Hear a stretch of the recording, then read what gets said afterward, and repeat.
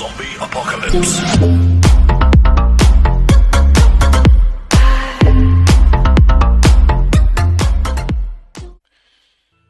Всем привет, привет, привет, с вами это Неок, и это Неок Гейминг. Два в одном, сегодня у нас шестое видео по Gloomhaven в разделе левелинг гайда.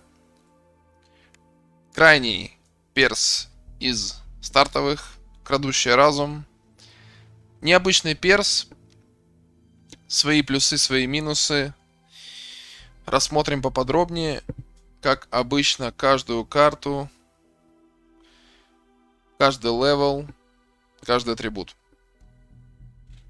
Поехали. Как видим, да, сильная гибкая система аугментов, то есть это уникальная механика, которая добавляет к атакам ближнего боя какие-то эффекты, то есть плюс атаку, там яд, паралич, лечение и так далее. Чем хорош перс? То есть универсальный, с призывами. Есть ближние атаки, есть дальние атаки. Есть контроль разума, да, то есть заставляет двигаться врагов. Но очень хрупкий в бою. Потому что если мы ходим с аугментами, правильно, нам нужно бить в мили. А чтобы бить в мили, нужно быть хотя бы немножко пожирнее. Потому что когда на нас будут скидываться, много атак мы не переживем. Система аугментов немножко сложная, да. Плюс этот перс, как по мне, вот если мы в прошлый раз Тинкера, да, разбирали, он хорош для больших групп. Вот этот перс, он наоборот хорош для мелких групп. Чем меньше людей в группе, то есть 2, идеально 3, то есть у нас меньше врагов на карте, тем лучше этот герой. То есть плюс какой-нибудь даст призыв. И тогда аугменты, конечно, во всей красе раскрываются, потому что врагов не так много. Когда у вас 4 человека, этот персонаж, как по мне кажется, очень слабый, потому что, говорю, очень мало хп. Да, есть стелс какой-то у него механики, но, как говорится, обо всем по порядку. Поэтому поехали, смотрим. Так, пускай это будет у нас Лариса, крыса Лариса, да? Как из мультиков, неважно, что мы тут берем. Поехали. Поехали смотреть стартовые карты.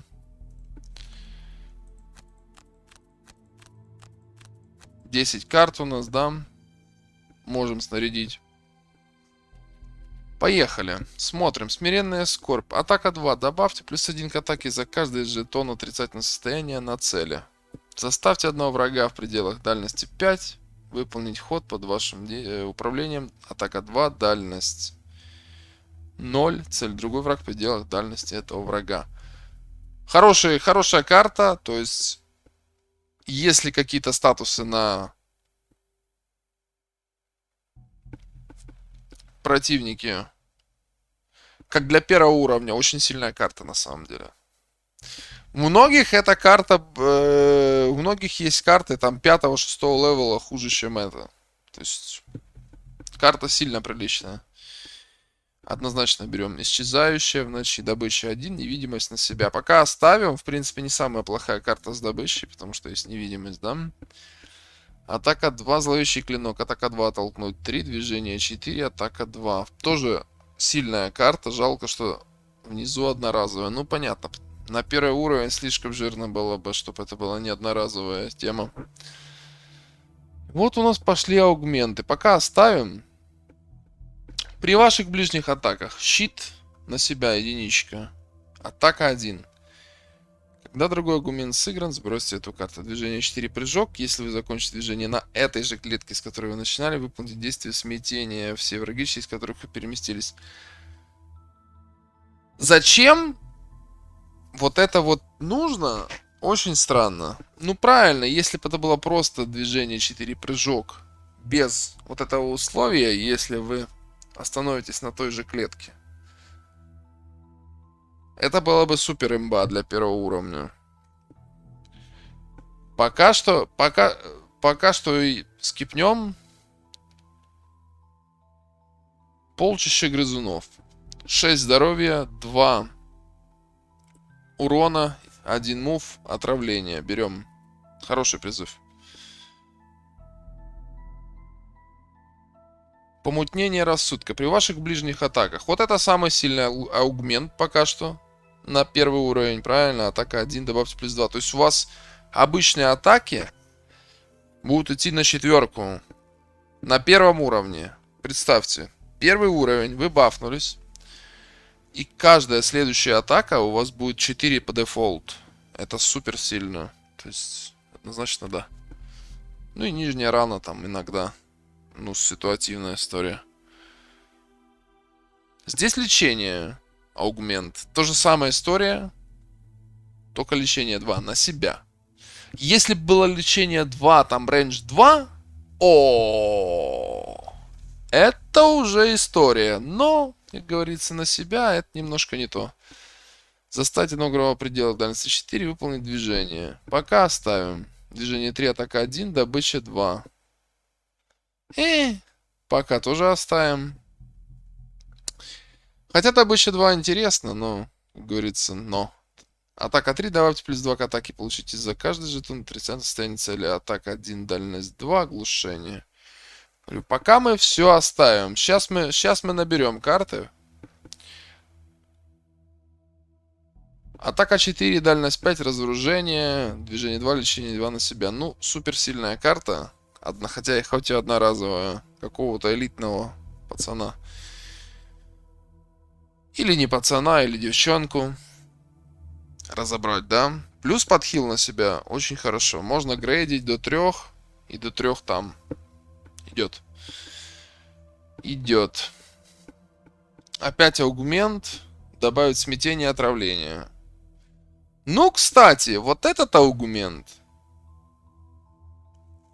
Вот этот аугмент может быть альтернативой вот этому.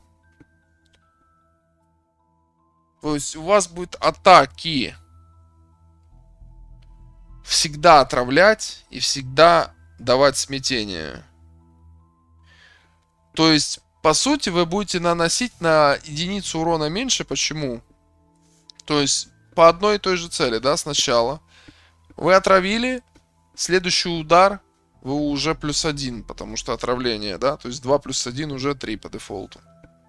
Смятение это тоже всегда хорошо. Вот этот аугмент, он может быть супер хорошей альтернативой вот этому вот. Вот этой истории. Атака 6. Один союзник в соседней клетке может выполнить действие, да? Один союзник предела дальности 3 может выполнить действие. Подчинение. Ну и атака 3 оглушение. Движение 4 оглушение. Один враг на соседней клетке. Это мы берем. Стан это как бы всегда хорошо. Нам нужен фрост, да? Значит, нам нужен порочный талант, чтобы активировать стан. Берем вот эту карту. Нижнее оглушение. Берем вот эту карту. Толчок это всегда неплохо. Я думаю, мы берем вот эту карту. Вот этот аугмент. Он прям супер сильный. Опять же, если... Все зависит от пати. Если у нас пати с 2 человек, какой-нибудь хил, да, или щит, дефенсив, будет супер. Потому что для врагов таргетов мало, вас всегда будут бить, и с каждой атаки хилиться. Это хорошо. Это супер хорошо. Но мы пока рассматриваем на большое количество людей, да? Поэтому пока так. Когда, я же говорю, когда у вас будет мелкая пати, 2-3 человека, можно задуматься над дефенсив аугментом. Можно. Так, 2 карты нам осталось, да? Можно верхнее, вот это, можно какую-то добычу взять. Вот это точно берем подчинение. Хорошая карта. Один раз можно сильно прожарить кем-то или какого-нибудь союзника подтянуть. Плюс можно взять добычу либо здесь, либо здесь. Я думаю, со стелсом нам лучше. Потому что мы будем стоять в мили. Плюс стихию поднимаем. Так как мы милишник и сквишовый милишник, невидимость, то, что нам интересует. Поехали дальше. Мерзкое создание. 4-3-3. Хороший пет. Движение 3 проклятия. Один враг на соседней клетке. Нижнее действие такое себе. Вот это супер сильная карта. Заставьте одного обычного или мощного врага по делу дальность 3 совершить свой ход в этом раунде, считая всех его союзников врагами, а всех его врагов союзниками. Атака 2, дальность 4, паралич, имба карта. Но призыв тоже хороший. Даже лучше, чем вот этот вот. Но, как говорится, захват противника — это супер мощная тема. Плюс лед. Нам пока вот этот стан интересует, да. Нас пока стан интересует, поэтому... Я б на самом деле...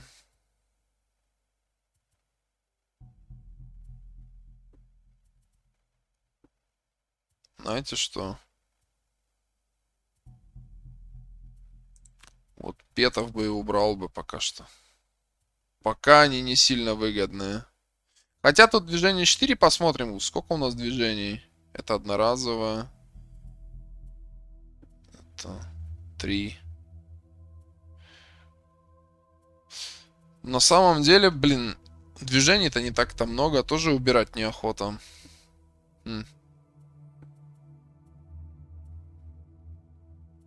Получается мало движений. У нас раз движение такое более-менее и два. И все. Это одноразовая вся история.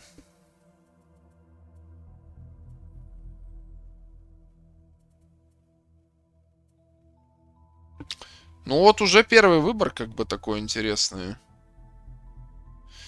Либо забивать фиг на этот стан, как говорится, да? Можно забить фиг на этот стан.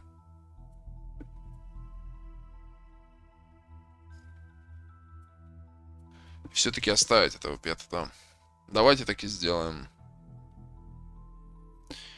Потому что эта карта супер сильная и сверху, и снизу, да? С нижнее действие может быть какой-нибудь в ключевой ситуации может порешать. Ну и атака 2, дальность 4, паралич, это тоже очень мощно. Но у нас минус стан получается. Можно, в принципе, вот так пока что подчинение убрать. Давайте уберем подчинение даже. По ситуации здесь. Смотрим. Атака 4.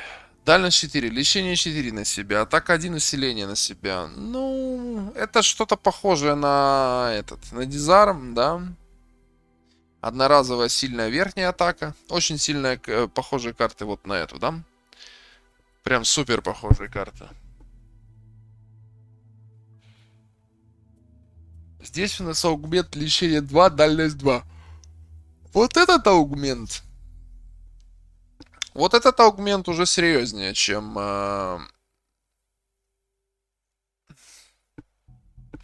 лечение 2 на себя. Лечение 2, дальность 2 это уже аргумент, аугмент аргумента вещь, как говорится. Это уже можно думать брать. Если у нас нету хила в пати, это супер хорошая карта. Это прям карта карт. Но тогда придется какой-нибудь... тогда придется какой-нибудь аугмент из этих убирать. Один аугмент должен на атаку быть. Я думаю, мы вот это вот уберем. А вот это возьмем. Вот этот аугмент на атаку возьмем. Точнее. Да. Уберем, а на хил возьмем. И будем смотреть по ситуации, что нам надо. Давайте так. Уровень 4. Добыча 1. Один дополнительный жетон монет за каждого врага на соседней... Ну, это ерунда. 2, 3, 2. Одноразовая история. Ерунда. Скрысить называется карта. Ну, название карты говорит само за себя. Взрыв мозга. Убейте одного обычного врага, предел дальности 4. Атака 2. Цели. Все враги на соседних с убитым врагом клетках. Получайте за каждого выбранного врага 1 опыт. Взрыв мозга. Очень крутая карта. Это... Ее нужно загрейдить. Обязательно. Ее нужно загрейдить. И тогда это будет прям как очень мощная АОЕшка. Но грейд будет стоить очень дорого. На 4-м уровне... На 4-м уровне... Чтобы загрейдить 2 раза, это очень долго надо ходить. И очень много золота. Но скрысить как бы это сразу нет. Точно взрыв мозга. И знаете что? Точно вместо...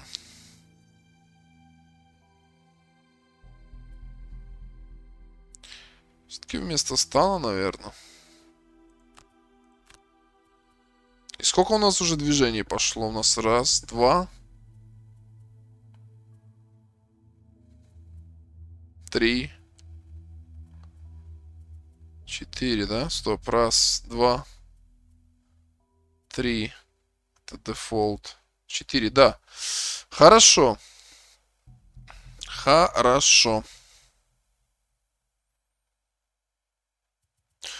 То есть... У нас есть атака, которая +1 за каждый жетон отрицания, да? Потому что у нас аугмент всегда будет... Это офигительная карта, которая синергируется вот с вот этим аугментом, да? На смятение и отравление. Просто имбища, а не карта. 1-го уровня, кстати. Можно грейдануть. На 3 атаки будет.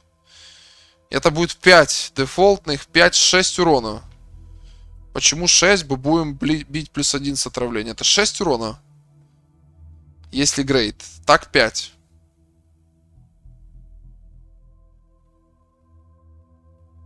Очень сильно. Едем дальше. 5-й уровень.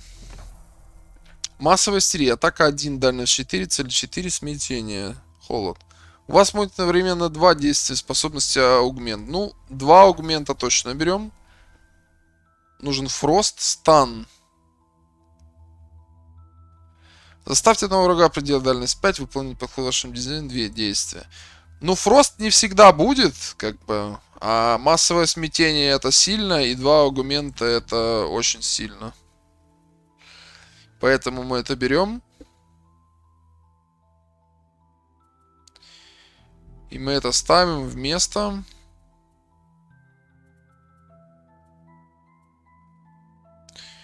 Ну, даже вместо вот этой карты, допустим. Пока что вместо стелса поставим. Пока что. Можно стелс убрать, взять плащ ей. Ей плащ невидимости очень сильно будет.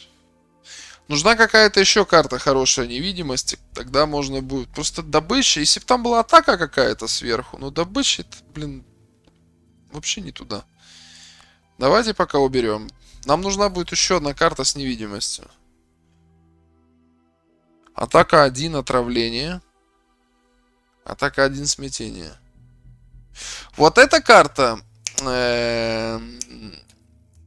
сделана как раз под аугмент с атакой, наоборот. То есть не под вот этот аугмент. То есть мы бьем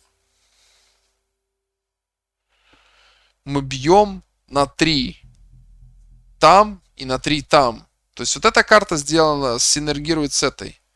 Движение 4, прыжок, отравление. Цели все враги, которые вы перем... Вот это сильно, да. Темное бешенство. Атака 2, +2, +2. Движение 3, атака 3, дальность 3. Поскольку мы не будем играть с этой картой, мы берем бешенство, да. И ставим его вместо...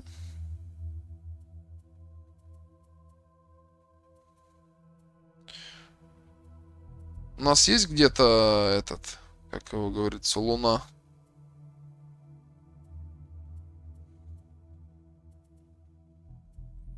Тогда нам надо этот ставить. Стелс все-таки. Что мы будем менять? Меняем это раз. И нам нужно стелс поменять еще. Да. Стелс оставляем, чтобы вызывать луну. Я надеюсь, что у нее в этот есть луна. Здесь только фрост. Плохо. Плохо, что нету в этих, в перках. Только фрост есть. Нужна карта еще на луну. Ночь, точнее.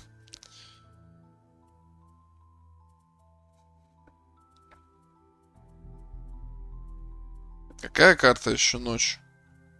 Арабская.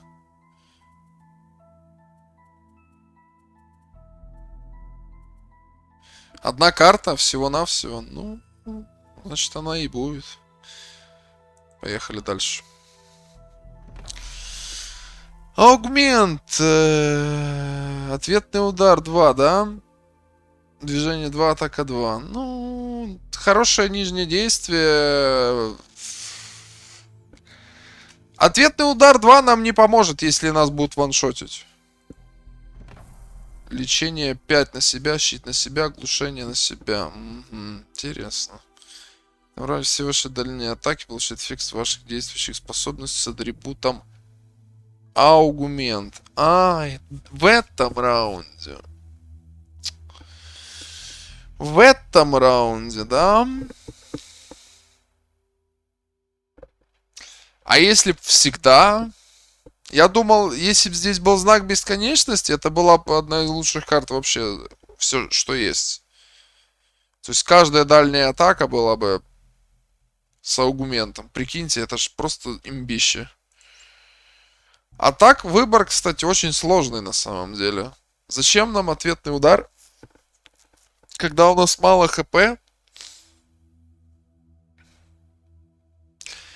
Ну, вот эта карта, дурная кровь, она рассчитана для, опять же, для маленького прохождения, для маленькой группы.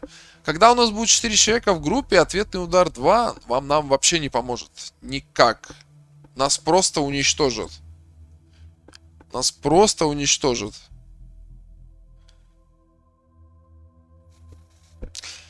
Нам поможет больше вот эта карта. То есть, смотрите, народ, как играется здесь.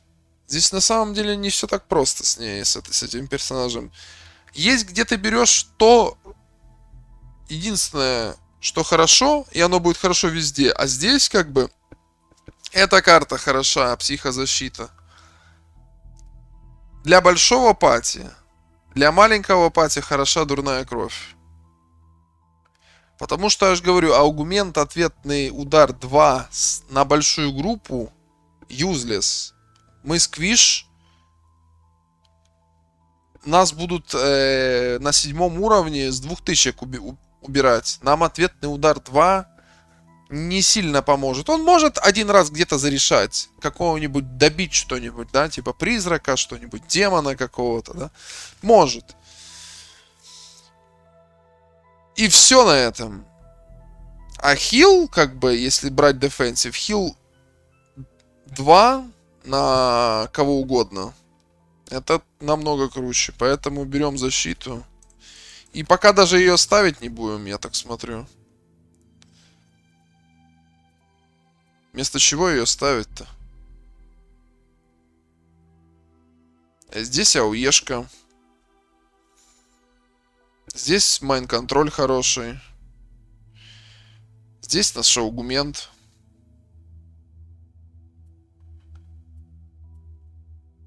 Можно взять вместо этих...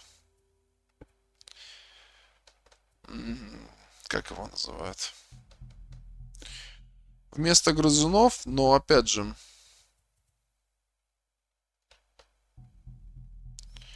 Либо вместо одного дизарма. Сколько у нас мувов? Раз. Два. 3, 4, 5 карт, да? Половина карт на муве. Ну, можно взять вместо одного мува какого-нибудь...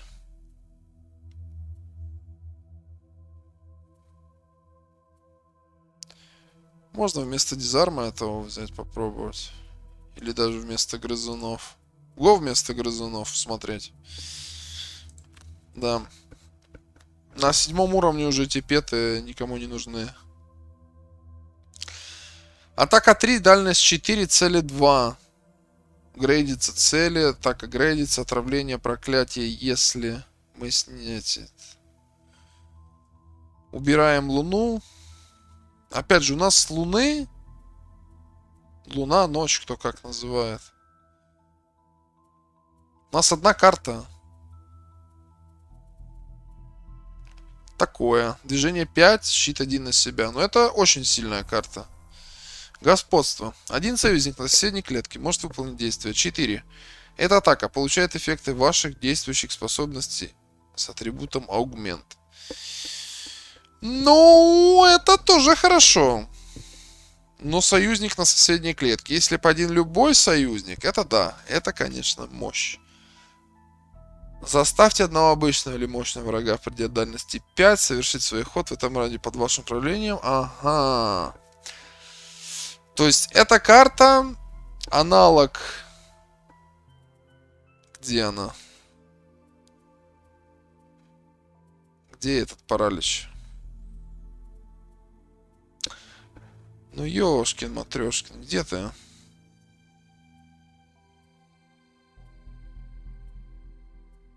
Вот, аналог вот этой карты. Только здесь дальняя атака, а здесь мы берем союзника в МК, бьем с аугментом.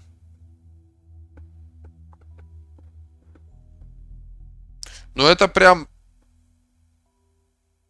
Вот господство, я же говорю, на двоих, смотрите, вы играете за крадущий разум и за любого другого милишника. Выбирайте сами. Берс, там, солнышко, хранящее солнце, брут, пустотелый. И просто вы всегда на соседних клетках стоите. Всегда. Ну, с пустотелым нежелательно, конечно. Пустотелый, может быть, нет. Ну, в принципе, тоже пойдет. Тоже пойдет. Пустотелый тоже пойдет. Вы всегда бегаете на соседних клетках и вот такую вот историю задвигаете, да? Сильно? Сильно? Очень хороший выбор. И та карта. Здесь как бы по дефолту. Много движения, щит на себя. Всегда хорошо. Много дальнего урона. Плюс фрост. Вот это очень сложный выбор на самом деле. Обе карты супер классные.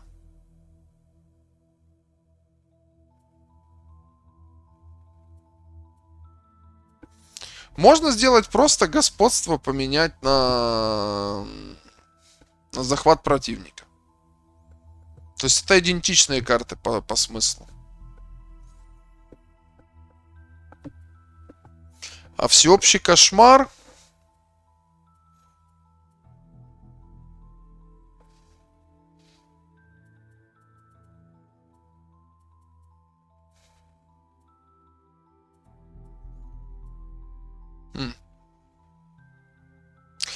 Всеобщий кошмар, да? У нас очень мало, ну, ночных. Давайте господство. Господство мне больше нравится.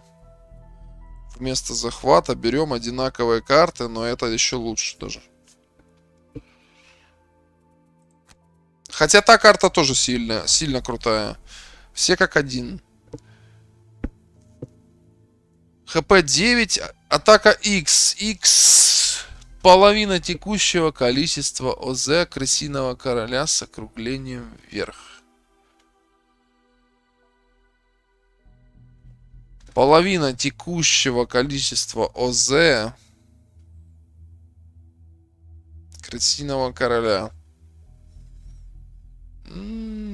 Для мелких пати, опять же, очень сильная карта. Нижняя аура. В этом раунде все союзники. Предела дальности 2. Добавляет плюс X ко всем своим атакам. X количество ваших союзников пределов дальности 2 от вас. Хотя как? Верхняя часть... Блин, карты сами себе противоречат. Вот верхняя часть карты, она классна, когда мало этих... Маленькая пати, мало врагов. Нижняя часть хороша, когда много союзников, значит и много врагов. Смотрим еще.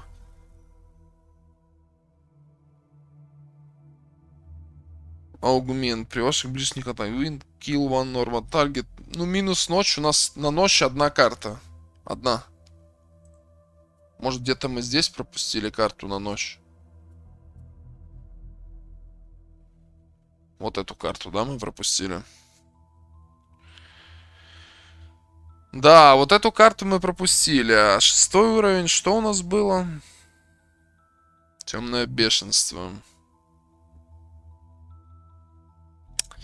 Ну да, тут надо было, наверное, бешенство, может быть, и не брать. Смотрите. Смотрите прикол.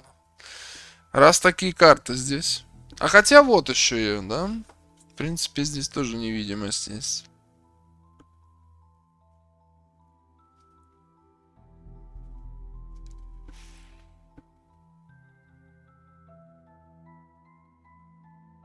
То есть, ну, в принципе, опять же, мы пришли к тому, что перс более-менее универсальный. Смотрите, что я имею в виду.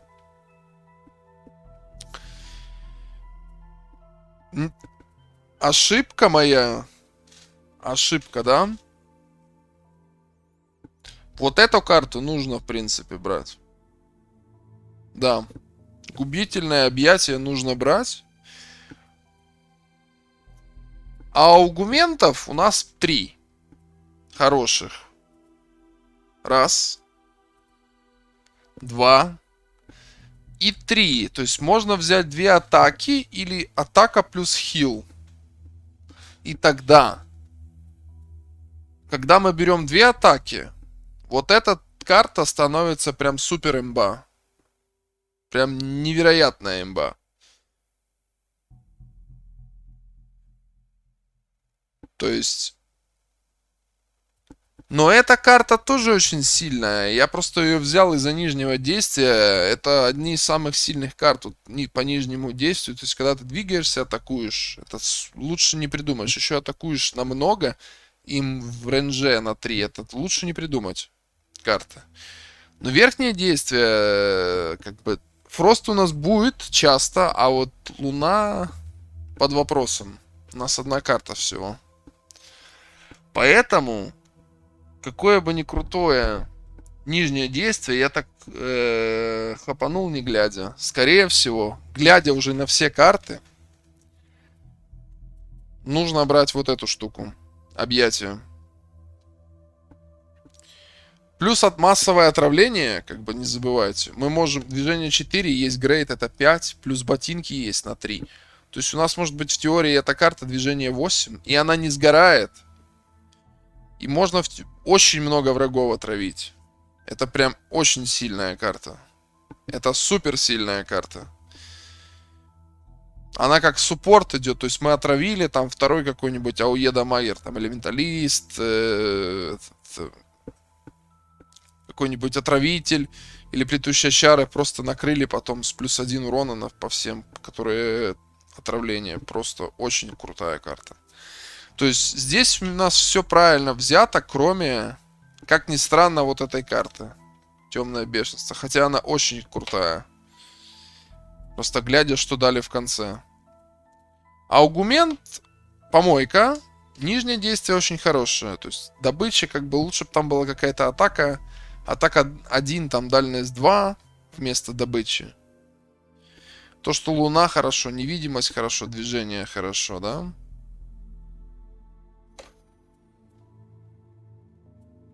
Как вот эти карты вообще 9 уровня? Ну, эта карта, ладно, все как один может быть. Она претендует на 9 уровень. Но вот эта карта, как она может 9 уровня быть? Ну это ж вообще ерунда полнейшая. Если б там было kill one normal or elite monster, окей. То есть, если любого монстра, понятно, что не босса, да, это интересная история. Ну блин, ну какое такое? Ну, что это? Да. Получается все как один. Получается все как один. То есть у нас... Давайте сделаем вот так вот. Чтоб я вас не путал еще раз.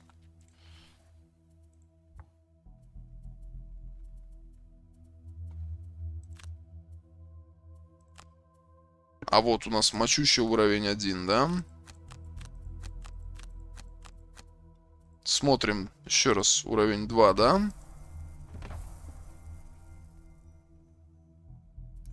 То есть раз. Мозговая пиявка. Нет. Вот этот аугмент, этот сильный на хил на третьем. На четвертом еще раз. Это добыча нет. Взрыв мозга, да. Взрыв мозга однозначно, да. На пятом уровне мы берем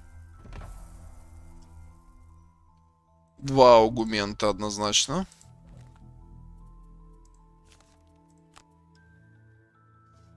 И на шестом уровне, как не печальная вот эта карта, да, как не сильное вот это нижнее действие, и это тоже, в принципе, хорошее верхнее, мы берем губительное объятие. В принципе, мы можем на 9 уровне, сейчас, мы можем взять и ту карту. Значит, дурная кровь. Вот, у нас есть 7 уровень, ответный удар шляпа, и психозащита в каком-то плане тоже шляпа. На один раунд это, типа, в каком-то плане хорошо, но нет. А себя станет, ну, такое. Да, карта с маленькой инициативой, то есть 92. Ее можно в самом конце прожать, то есть тебя, типа, застанили, ты на следующий ход, ты просто как... Это как просто хил на себя. Это просто как хил на себя. То есть ты не будешь играть вот эту карту в начале игры, потому что у тебя будет в начале хода. То есть у тебя будет, если ты хочешь сыграть ее в начале хода, у тебя будет высокая инициатива, по тебе будут все бить. И тебе щит 1 на 7 уровне уже не поможет. Если грейдануть, да. Если грейдануть щит 2, это уже серьезно. Но сколько стоит грейд здесь? Здесь грейд будет стоить 100 с лишним монет. Я уверен. Может 150, может 200. Ну, такая себе история. Попробуй найди.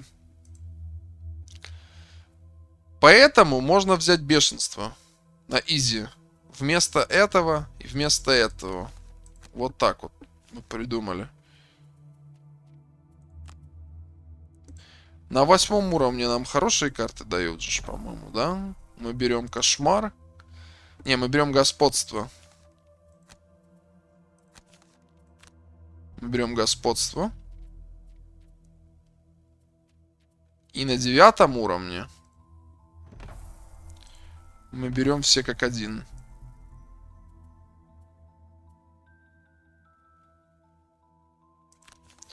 Итого, что мы имеем? Карта раз. Карта 2. Карта 3.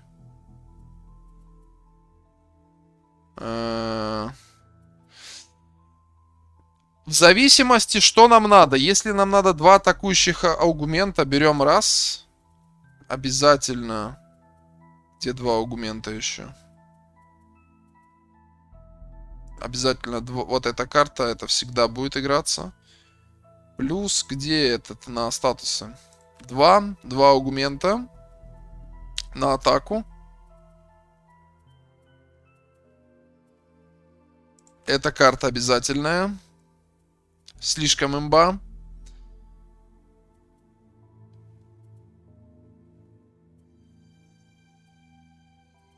Так. Дальше. Я просто почему такие трудности у меня? Я с этим классом практически не то, что не играл. Ну, как, я играл там до 7 до 8 я раз ее прокачал. Но она мне вообще не понравилась. Я ее просто не использовал. Я всегда играл в пати с 4 человек, я не использовал ее. Она очень... Я один раз ее использовал, один, на квесте в городе, где нужно было... Там будет задание... Давайте я вам покажу. Вот это задание.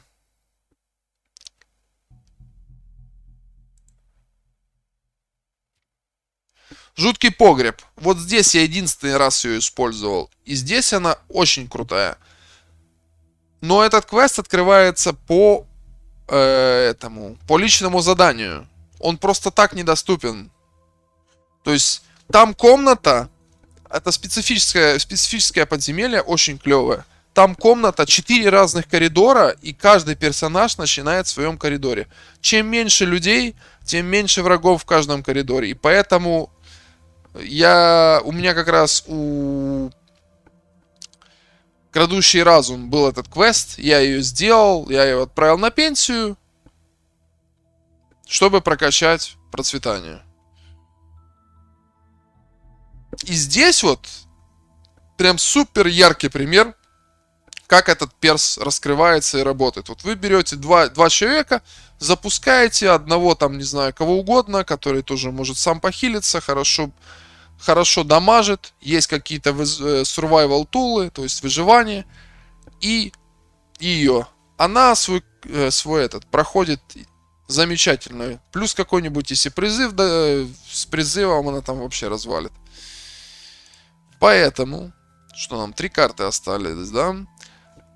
Если вы играете вчетвером, все как один обязательно, как по мне.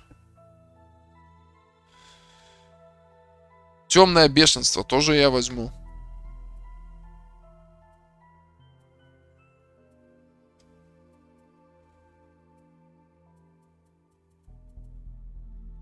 Невидимость, да?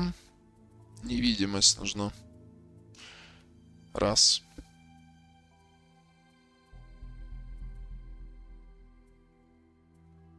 Сколько у нас движения?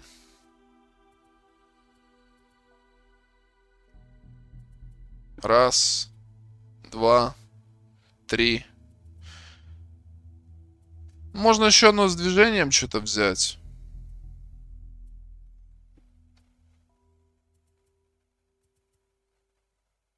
Вот эту карту. Ну или вот так. Вот так вот, допустим. Все как один. Вот такая вот, да? Вот такой вот билд. Все как один опять же. Универсальная в каком-то плане карта, если вы играете малой пати. Красивый король очень сильная тема. Если вы играете большой пати, очень сильная аура, да?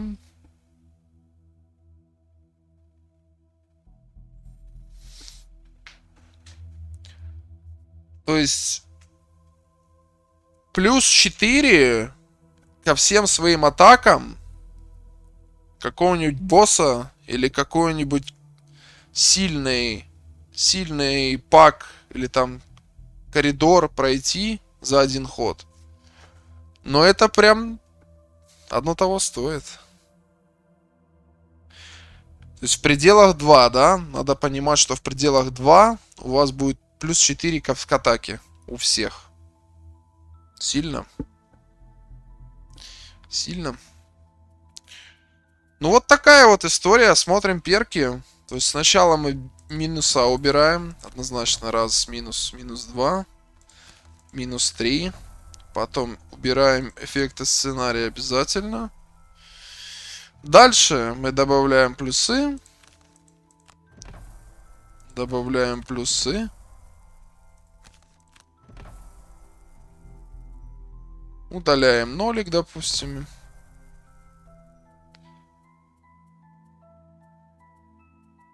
Добавляем плюсы.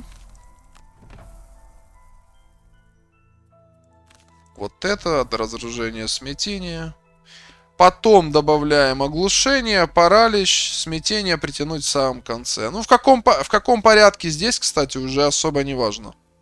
Что вам больше важнее, то и в зависимости от сценария.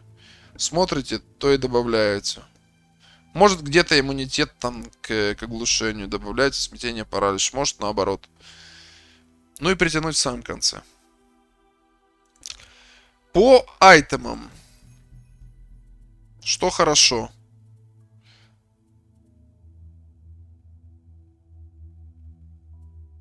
Плащ-невидимка имба. Здесь будет. Имба. Мантия воплощения. У нас очень много фроста, да? Тоже подойдет. Любая броня. Да, то есть клепанная, допустим, броня тоже неплохо. Клепанная броня неплохо. Латы, ну, как бы не нужны особо. Теневой доспех тоже пойдет. Но теневой доспех покупается поздновато. Дальше. Если мы взяли этот... подождите, Мэдблёс. Можно брать щит плюс меч какой-нибудь. Какой-нибудь кинжал, да? Вот. У нас же шаугументы.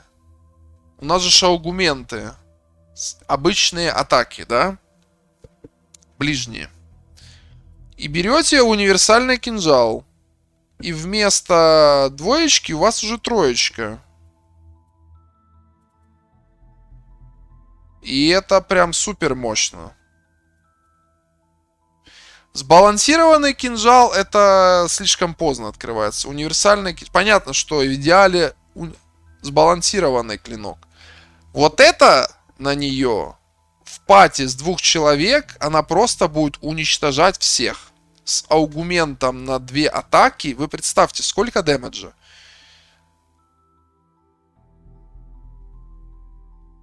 То есть у вас будет дефолтная атака 6. 6 плюс статусы 7. Не считая никаких эффектов. 7 дефолтная атака с мили, с руки. 7. Это прям дорогого стоит. То есть универсальный кинжал плюс щит берем. Сначала треугольный, потом осадный. Если хотите больше в рейндж дамаг, то можно, конечно, лук всегда. Можно какой-нибудь посох, это по квесту. Можно этот посох, превосходство. Можно лук.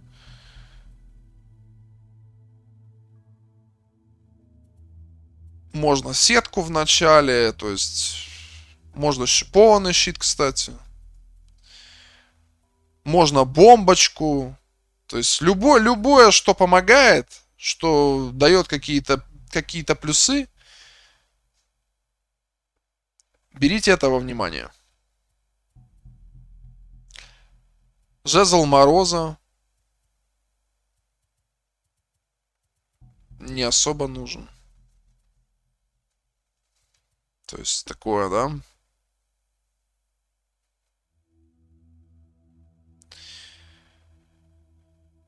Да. Ботинки. У нас есть движение, да? У нас есть карта прыжок 4. Через каждого, которого мы перепрыгнем, мы отравим. То есть... Что нам надо? Правильно. Сапоги стремительности. Плюс 3. Либо большого шага плюс 2 сначала, потом стремительности плюс 3. Ну, быстрого бега в идеале плюс 4. То есть мы вообще весь район отравим.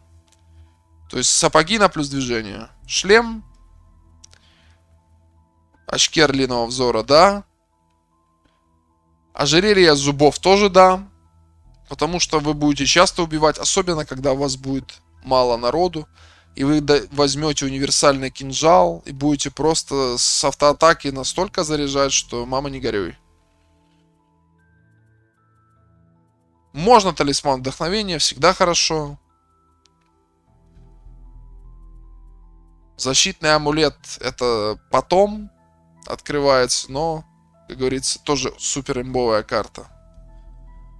На вас не действует отравление раны. Это один из лучших, если не лучший артефакт в игре. Вот он. Защитный амулет. Самый лучший, как по мне, артефакт в игре.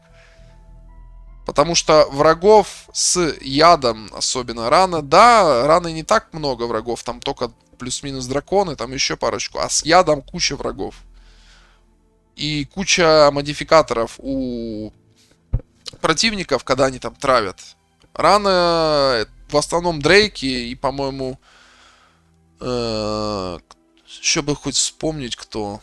Дрейки. По-моему, немножко иноксов есть раны. У медведей, по-моему, есть раны. У медведей не так много. Дрейков тоже не так много. А вот те, кто травит какие-нибудь там слизнюки, какие-нибудь... господи, да что угодно. Что угодно может отравить. Поэтому это самая лучшая карта. Ну и по зельям стандартно. То есть сила, лечение, выносливость. Все как бы, все при себе. Вот такая вот история, такой вот гайдик. Немножко даже сам с вами разобрался, потому что до конца, как говорится, до конца сам ее не качал, потому что я ее докачал, по-моему, до 7 или до 8 уровня, отправил на пенсию, и больше я ее не брал особо, потому что не нужно было и не считал нужным в большой пати. В большой пати ее брать. Но, как говорится, всегда есть исключения, если охота поэкспериментировать. Там есть карты, которые могут быть интересны для большой группы. Для маленькой, конечно, персонаж очень крутой. То есть, если брать тир-лист какой-то составлять, она для маленькой пати с 2 человек S. Для большой пати где-то там, если А, Б, С, Д, там где-то С или Д. То есть, внизу. Что в среднем выводит ее где-то там на Б, на СБ. Мне даже вот так кажется. Ну, вот такая вот история. С вами был, как говорится, это Неок. Подписывайтесь на канал. Ссылочки в описании. Все YouTube, Twitch, Instagram, Telegram. С сегодняшнего дня начинается трилогия Dark Souls. Я надеюсь, и на YouTube тоже буду транслировать. YouTube и Twitch. Dark Souls Remaster. Первая игра плюс Daughters of Ash. Дополнение сразу, чтобы не тянуть. Как говорится, улучшенные какие-то фишечки, геймплей. Там куча всего нового. Я говорю, одну Dark Souls раз проходил. Третью часть. Будем перепроходить. Уже Cinders тоже будем ставить на третью часть. Но это будет в третьей части. А здесь будем сразу же с Daughters of Ash. Будем стартовать, как обычно, за бездомного и пробовать за лучника. Как я и третью часть прошел, и опять буду проходить, мне кажется, за лучника, только... Не, я за арбалета прошел. Хочу за лучника все-таки. Лучник, как говорится, мое все. Мне кажется, самое сложное должно быть прохождение за лучника. Будет нищий плюс лучник. Будем, как говорится, страдать. Счетчик смертей будет в сети, будем, как говорится, считать вместе. Поэтому так есть. Еще раз от себя, как обычно, всем хорошего настроения, добра. Не болейте, берегите себя. До скорых встреч. Скоро увидимся. С вами был это Неок. Пока.